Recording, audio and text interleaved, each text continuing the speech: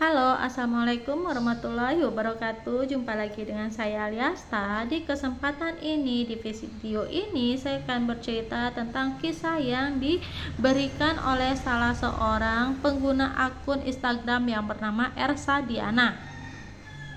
Yang mana cerita ini berawal di tahun 2016.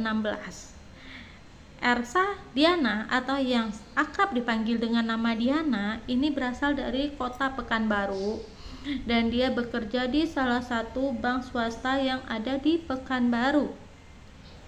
Namun Diana memiliki suami yang bekerja di perusahaan lain gitu ya.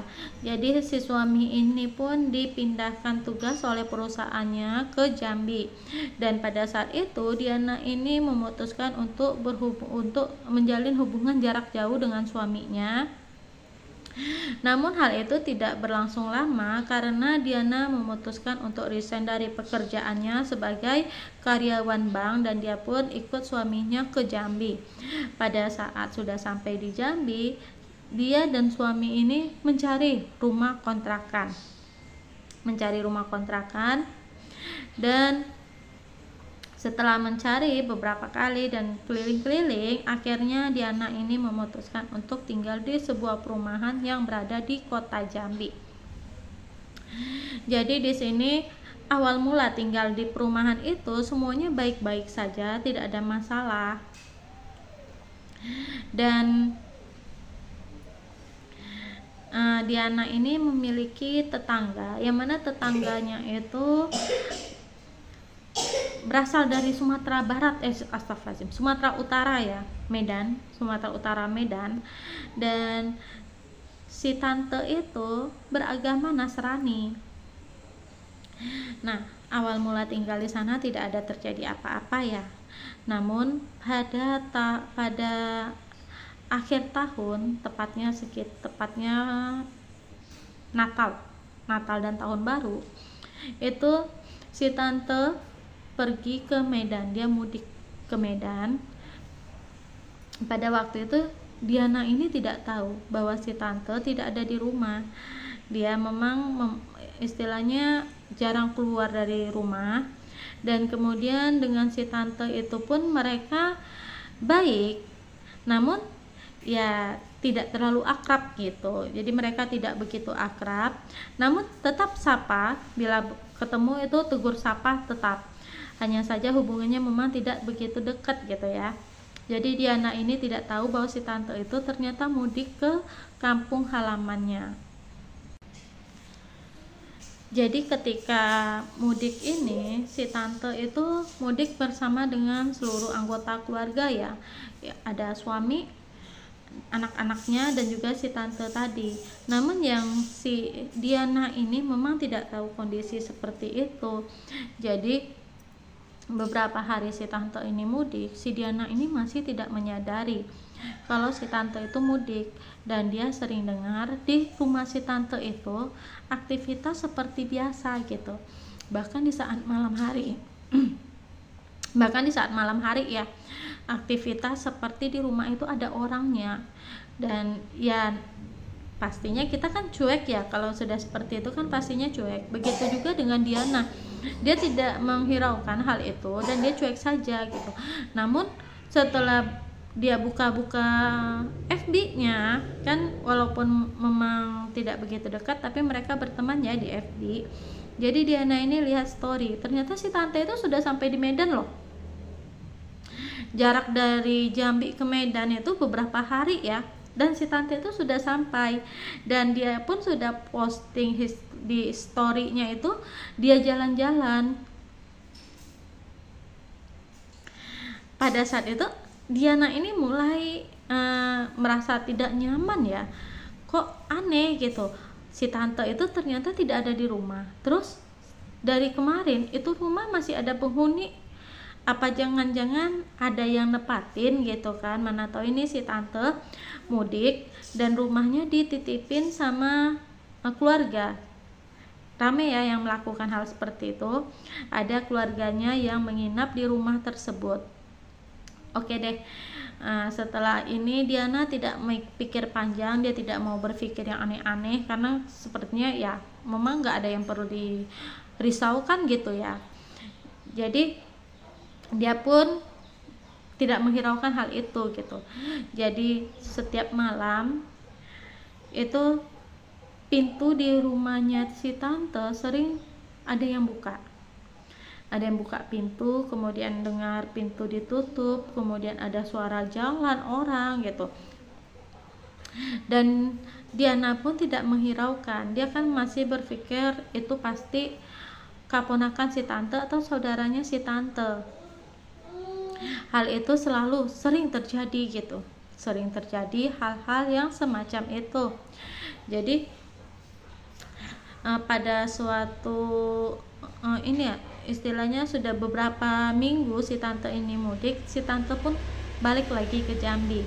Dia balik ke Jambi, kemudian ketemu sama Diana. Di saat mereka jumpa, Diana pun bertanya gitu, "Tante, kemarin mudik kan?"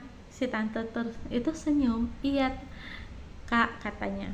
Terus Diana ini pun nanya, "Itu rumah dititipin sama siapa?" katanya. Si tante itu diam mandang Diana. Terus Diana bilang, "Itu di rumah sering ada suara orang buka pintu kalau malam, kemudian orang itu masuk, kemudian ya seperti di rumah itu ada orangnya." Terus si tante ini kan bingung ya, dia nggak ada nitipin rumah ke siapa-siapa. Terus dia pun diam gitu. Salah dengar kali tante, katanya sama Diana, "Enggak, itu kakak," katanya. "Kakak itu salah dengar," katanya. Terus Diana ini bilang, "Enggak tante, enggak salah dengar.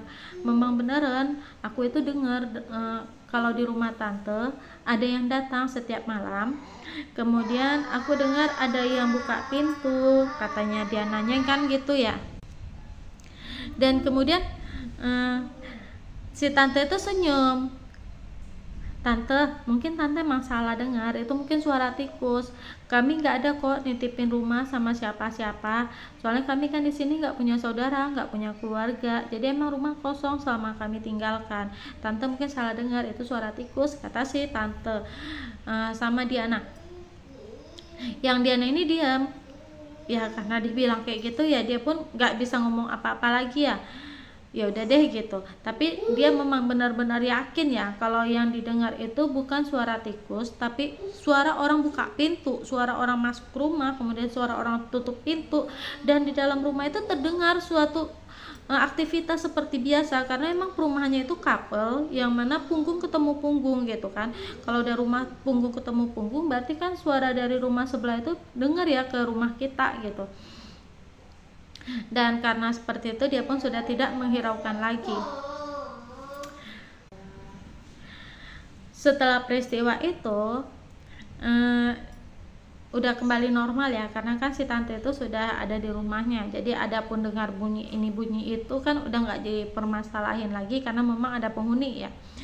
Dan kemudian pada waktu tahun 2019, iya 2019 COVID ya. Nah, pada saat COVID itu anak si tante ini semuanya di rumah karena kan pada masa COVID tidak ada yang sekolah. Jadi Diana Ersa ini sering mendengar suara anak-anak berlarian di rumah si tante. Suara teriak-teriak, pokoknya aktivitas seperti anak-anak sedang bermain. Dan Diana ini pun tidak respon. Dia masih berpikir bahwa di rumah itu masih ada orang. Dan itu anak si tante yang sedang main-main. Si tante ini kan anaknya 3 orang, laki-laki semua. Jadi kalau anaknya itu di rumah, emang rumah itu ribut banget gitu. Jadi mulai dari suara teriak-teriakan, anak lari-lari, seperti itu. Belum lagi ada yang dengar suara tumbuk-tumbuk dinding atau mukul-mukul dinding. Mungkin anak-anak si tante kali ya lagi main-main pukul-pukul dinding atau gimana, nggak ngerti deh. Pokoknya dia suara-suara yang seperti itu. Dan Diana pun tidak menghiraukannya. Ya wajarlah, namanya anak-anak kan seperti itu ya. Dan setelah beberapa hari kemudian, Diana ini baru menyadari bahwa ternyata rumah si tante itu kosong. Dan dia lihat di FB-nya si tante itu ternyata berada di kebun bersama dengan suaminya dan anak-anaknya, karena memang suaminya itu berkebun ya, memiliki kebun sawit di Jambi, dan dia ternyata di kebun. Jadi setelah tahu bahwa si tante ini ternyata di kebun, Diana ini mulai bingung ya.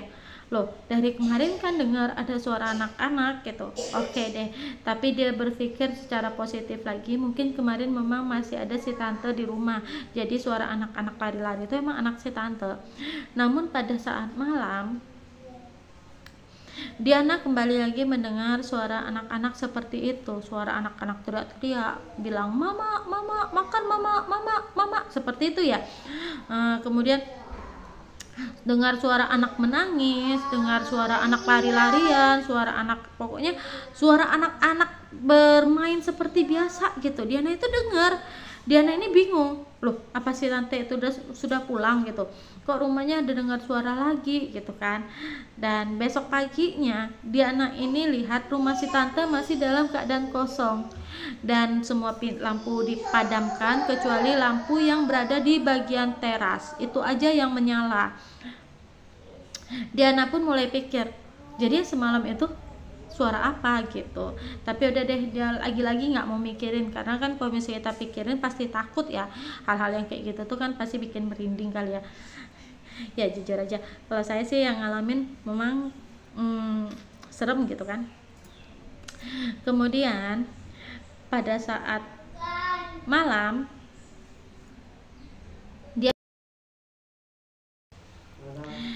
setelah ini Diana mulai merasa tidak nyaman ya. Udah ada rasa-rasa tidak enak. Emang sebenarnya perasaan ini sudah lama ada gitu, sejak dia tahu si tante tidak ada di rumah, dan rumah itu sering ada yang buka pintu, kemudian masuk, kemudian orang berjalan dan sebagainya. Namun Diana ini masih santai gitu, masih santai. Namun setelah tahu bahwa si tante itu tidak ada di rumah dan dia mendengar interaksi di dalam rumah itu seperti ada orang, seperti ada anak main-main, si Diana ini mulai panik gitu. Tapi udah deh, dia coba nggak usah peduli gitu, anggap aja nggak pernah terjadi apa-apa gitu ya. Dan kemudian setelah itu malam hari ini Diana ini air tangkinya mati, habis air tangki air ya kan. Kalau di Jambi itu mereka pakai PDAM atau air apa sih namanya itu, PDAM itu. Kalau kami di Pekanbaru nggak pakai sih, jadi dia pakai PDAM. Dan pada waktu itu air tangkinya habis, dia coba hidupin airnya tapi nggak mau gitu. Jadi Diana berpikir bahwa PDAM waktu itu bermasalah dan air memang tidak hidup, dan dia pun memilih untuk membeli air, karena kalau di sana kalau misalnya PDAM-nya tidak hidup maka mereka akan membeli air gitu. Jadi dia beli air satu tangki atau satu apa gitu ya, sekitar 50.000 harganya gitu. Dan setelah beli air 50 ribuan gitu, si Diana ini pun jalan ke belakang. Dia terkejut ketika mengetahui ternyata air di rumah sebelah jalan gitu, tapi tempat dia enggak gitu. Dia ngecek, ternyata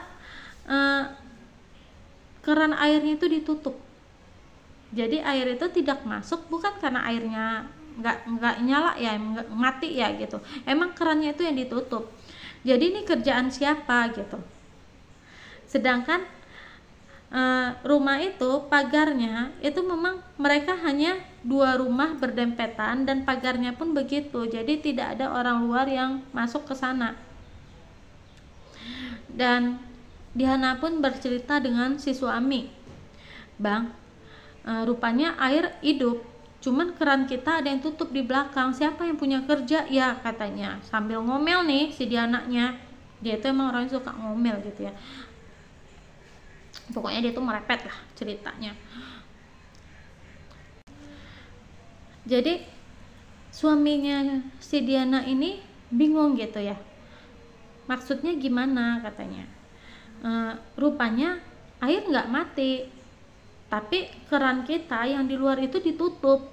Nggak tahu siapa yang punya kerja, kata Diana ini merepet, dia marah-marah, dia kesel dia gitu. Terus si suaminya pun ngomong gini, loh siapa yang nutup? Nggak mungkin lah, kata suaminya. Tadi aku itu lihat ke belakang dan ternyata di rumah si tante itu airnya nyala, di tempat kita enggak. Sekali aku cek, rupanya keran ke rumah kita itu ditutup. Oh, berarti anak si tante itu, kata suaminya Diana, langsung menuduh ke anaknya si tante. Kemudian Diana diam. Dia tuh bingung ya. Terus Diana bilang gini, tapi kayaknya rumah sebelah kosong, kata Diana. Nggak mungkin lah kosong, kata si suami.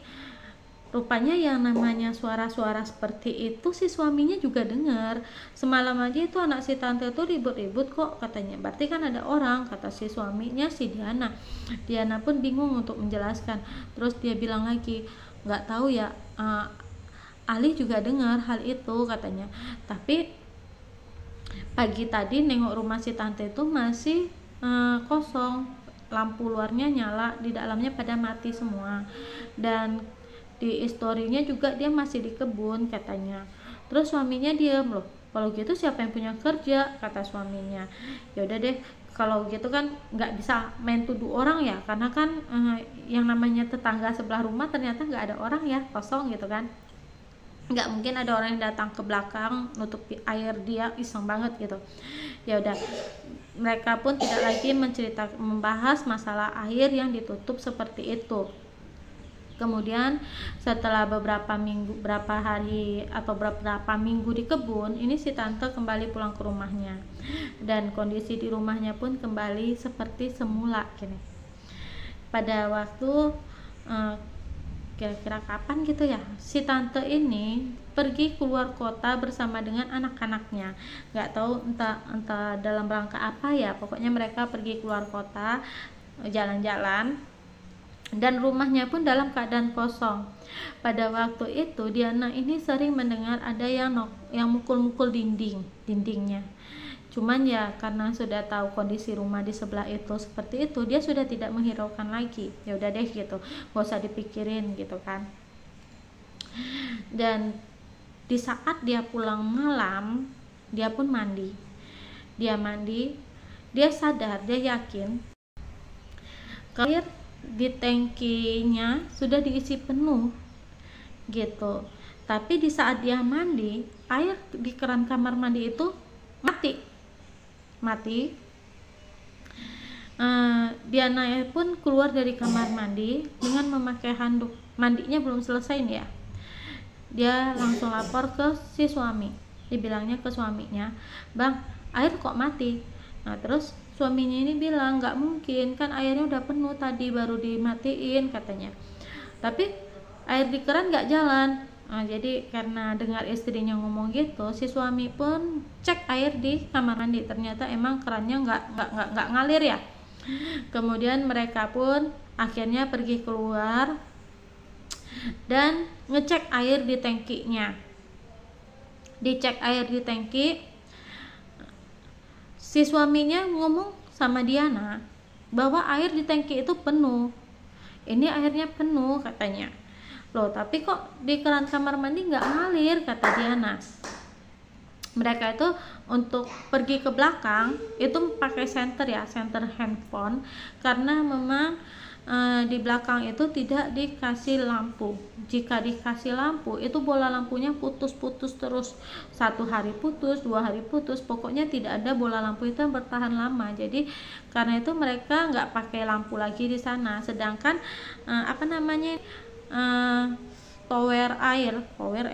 menara atau apa sih itu namanya, yang besi-besi untuk taruh tangki itu berada di belakang rumah. Jadi mereka pun pakai center handphone, yang Diana itu membawa handphone sendiri dan suaminya juga begitu. Jadi mereka pegang 2 handphone nih ceritanya untuk center. Dan si suami pun ngecek, ternyata keran di atas yang ngalir untuk ke kamar mandi itu tuh ditutup. Nah, lagi-lagi mereka ini kaget, siapa yang punya kerjaan gitu. Namun begitu tahu bahwa kerannya itu ditutup dari atas, tiba-tiba ponselnya habis baterai. Ponsel milik suaminya juga milik Diana, padahal itu dayanya baru selesai diisi dan full gitu. Gitu juga dengan ponsel milik suaminya, tapi tiba-tiba langsung mati total, itu handphone mati total. Dan Diana pun mulai takut, serem banget gitu kan. Dia takut, langsung masuk ke dalam rumah bersama dengan suaminya. Dia tuh udah merasa benar-benar merinding. Rasanya itu memang serem banget gitu. Dia tuh sampai merinding karena nggak nyangka bisa-bisanya handphonenya mati total. Begitu juga dengan handphone suaminya. Dan mereka pun akhirnya langsung masuk ke kamar. Yang Diana tadi tidak jadi menyelesaikan mandinya. Dianya udah benar-benar ketakutan dan akhirnya memilih untuk langsung tidur aja. Ya sebenarnya sih kalau menurut aku Diana ini salah. Masa sih mandi jam 12 malam? Padahal itu kan udah sangat malam sekali ya. Tapi berani-beraninya mandi di jam seperti itu gitu. Kalau aku sih nggak mau mandi lagi kalau udah jam segitu. Ya paling-paling mandinya ya jam 8, jam 9 gitu. Tapi kalau udah lewat dari itu ya nggak mau lagi. Terus mereka pun takut gitu. Terus suaminya ini nanya, tadi siapa yang nutup keran kita? Kok bisa dia nutup gitu? Nah, dia nih jawabnya, udahlah nggak usah dibahas lagi, nggak usah cerita itu lagi gitu. Soalnya dia ini mau udah ketakutan banget gitu. Seremnya luar biasa. Dan setelah itu peristiwa-peristiwa seperti itu sering terjadi ya. Dan setelah beberapa hari si tante itu baru kembali lagi ke rumahnya. Setelah si tante itu kembali udah normal lagi. Jadi Diana ini tinggal di sana bersama dengan adiknya laki-laki, kuliah di Jambi. Dan di saat itu Diana ini ikut sama suaminya ke luar kota. Dia ikut keluar kota dan adik laki-lakinya itu tinggal sendiri di rumah. Jadi pada malam-malam, waktu malam-malam tah jam berapa itu ya, sekitar jam 12, adiknya ini nelpon. Dia nanya, "Kak, itu si tante ada di rumah nggak?" Kata si adik tadi. Si Diana senyum, terus dia bilang, "Nggak ada," katanya. Tapi di rumah itu kok kayak ada orang nokok-nokok dinding, mukul-mukul dinding gitu. Terus ya kalau Diana kan emang udah tahu banget ya kondisi rumahnya seperti apa yang di sebelahnya itu. Dan dia pun bilang sama adiknya, enggak, itu tuh mungkin rumah yang di belakang, soalnya kan itu rumah direnovasi, jadi mungkin tukangnya kerja sampai malam biar rumah itu cepat selesai gitu. Jadi dengan alasan supaya ini adik jangan ketakutan sendiri di rumah. Terus adiknya dia mungkin antara percaya sama tidak, tapi iya-iyain aja gitu. Terus Diana pun bilang lagi ke adiknya, udah nggak usah dipikirin masalah itu, tidurnya hidupin musik, taruh musik di telinga gitu, pakai handsfree. Dengan harapan jika si adik itu pakai handsfree, dia kan gak bakalan denger nih suara apa-apa lagi dari sebelah gitu kan. Kemudian si adiknya pun bilang, iyalah katanya, ini si adik ini emang punya kebiasaan suka tidur tengah malam.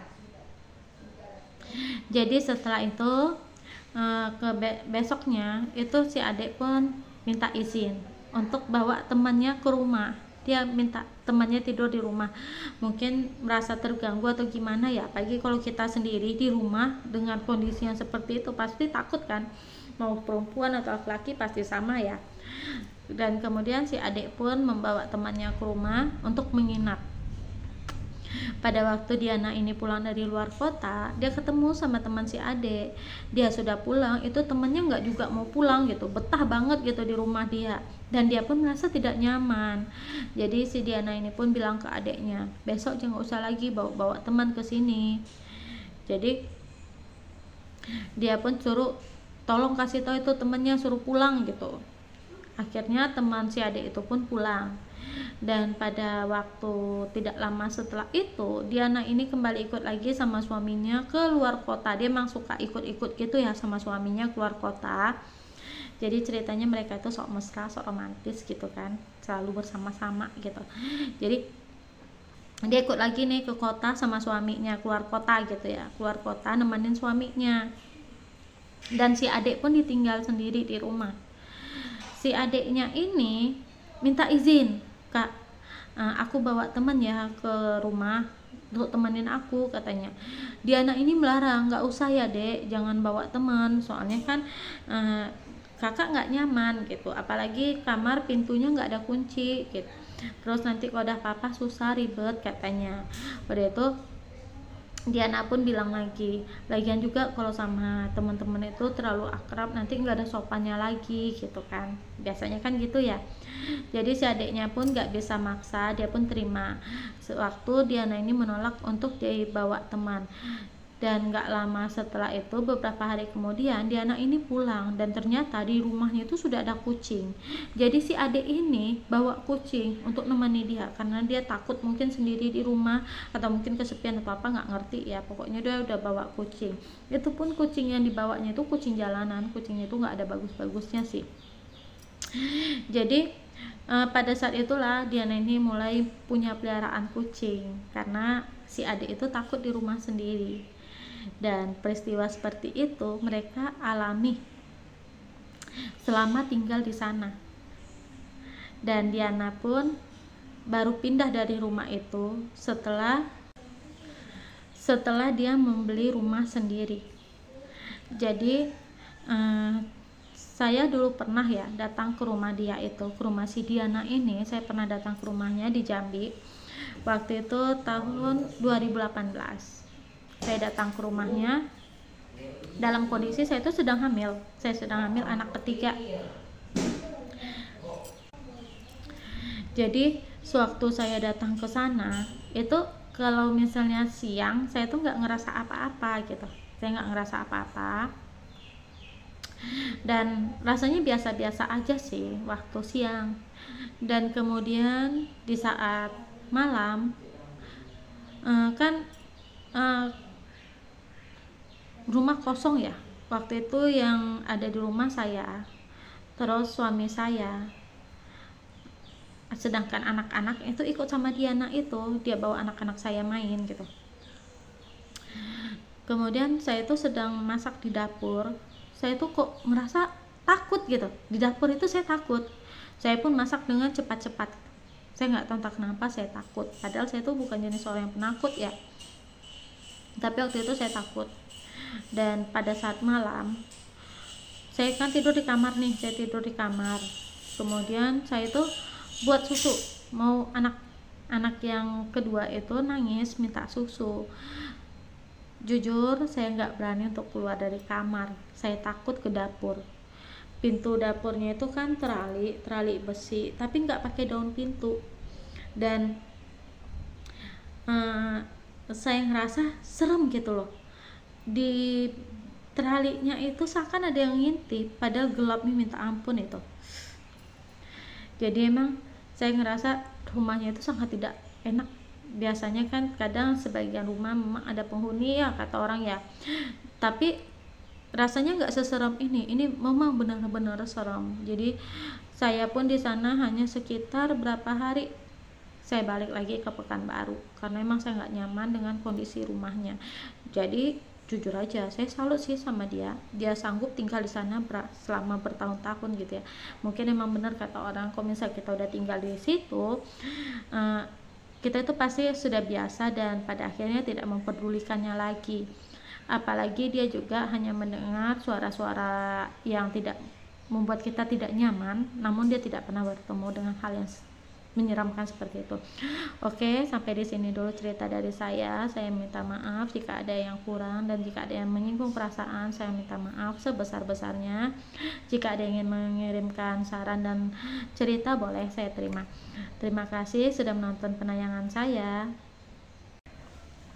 hingga selesai, dan jangan lupa untuk like, komen, serta yang belum subscribe tolong di subscribe ya.